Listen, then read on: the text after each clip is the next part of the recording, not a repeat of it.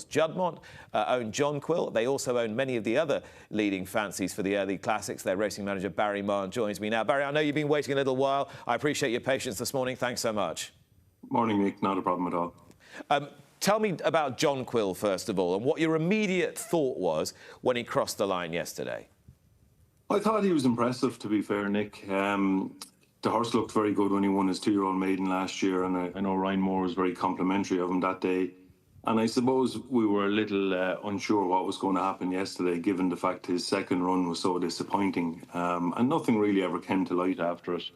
But Sir Michael, in fairness, done the right thing. He put him away for the year and said he'd be a nice 3-year-old.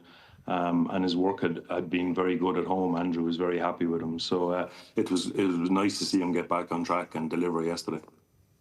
And he beat a horse in Rashabar who, albeit looked rather burly in the paddock, did bring forward strong 2-year-old form, only pipped in a couple of Group 1s.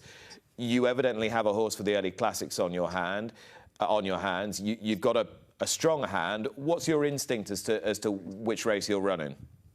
I think, look, Nick, we'll sit back and see what happens in the Craven this week. Obviously, we have Field of Gold in the Craven. He was the highest rated of the few prospects we had at 2. So we'll see how he gets on. We'll sit down with the owners and we'll make a plan. I suppose one good thing for Jonquil is Usheen felt fast ground was a plus. So, you know, if it turns up fast in Newmarket in May, he looks the most likely, as Harry's horse probably doesn't want it too quick at this stage of his life. And Field of Gold, as I say, we'll have to see how he performs on Wednesday. OK, so Jonquil still very much in the mix for the 2,000 guineas at Newmarket. You mentioned Harry's horse. That horse is Cosmic Year, from a family people will know extremely well, the family of Time Test and Passage of Time, and horses that the Charltons know extremely well. Cosmic Year bolted up at short odds at Kempton earlier in the week. What could you glean from this other than what you already knew? Look, I suppose we wanted to give him experience more than anything. We know he's a horse with huge ability. I think he showed that last year. But, you know, he'd only one run. It's very hard to win any classic off one run. So it was more a case of giving him experience. I thought from that point of view, it couldn't have went any better. He was able to get a lead. He was able to get horses around him, and then he was able to quicken, and Usheen rode him to the line. So I think from an experience point of view, for him going forward, that was invaluable. Look, he probably mightn't have beaten a huge amount in terms of quality when you're talking about classics, but it was the manner he done it. I think the stats men all back up that his last furlong was exceptional, and his stride length and his percentile, etc., etc. So we know he's hugely talented, and it was more about just giving him the experience of the race environment. And is it your intention that Usheen should ride him where he possibly can? Yeah, look, you know, it's obviously difficult for Usheen. He's commitments to Qatar and among other owners, and obviously Andrew as well. So, of course, we'd love Usheen to ride the horse. He's ridden him twice and he's won on him twice. We'd love him to stay aboard. But, you know, he obviously has commitments to other owners, so it'll all depend on what way that pans out. And who'll be on Field of Gold when he runs in the Craven this week? Kieran Schumacher will be on him. You know, he's ridden him in all his starts last year. He's wintered very well. He was, you know, beautiful, big frame of a horse last year, and I think John and Tady were at pains to mind him last year because they felt that, you know, 3-year-old career was going to be, he was going to be a bigger, stronger, better horse, hopefully. And this is a horse who really filled everybody's eye.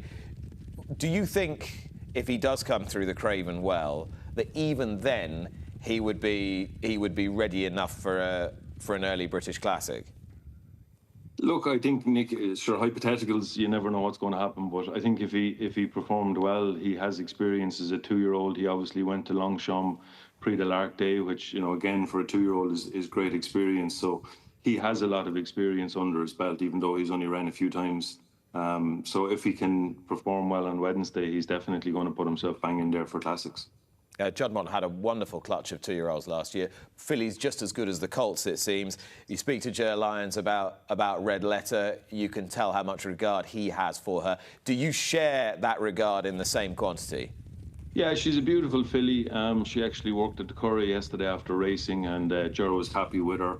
I think, we felt last year, and again, I think we feel this year, that she's probably going to be more a 10, 12 furlong filly. But as we've seen in the past, the Guineas is one of the best trials for the Oaks. So at the minute, we're sort of still looking at the possibility of going to Newmarket with her. Again, she probably wouldn't want the ground too quick. So if it was to come up quick, we might relook at going to Ireland instead. But she's a talented filly, there's no doubt, and I know she's training well, but probably is a filly that you won't see the best of her until she goes 10 or 12 furlongs. You've still got Tabiti in the Guineas as well, who I was impressed with at Salisbury last year. What's the plan for her? Yeah, she's just taken a little while to come to hand. We'd hoped to run her yesterday in the fillies trial, and she didn't come to hand, so she'll probably go for the Chartwell. I'd say at this stage it's probably unlikely that she's a Guineas filly. She's training well, but we'll probably start at a lower level and see can we work our way up.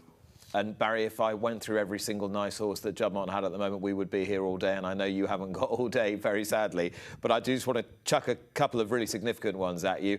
Is the Middleton still the likely starting point for Kalpana? Yeah, that looks to be the likely spot. She's in good form. Oisin actually said to me yesterday he had a sit on her and she felt great.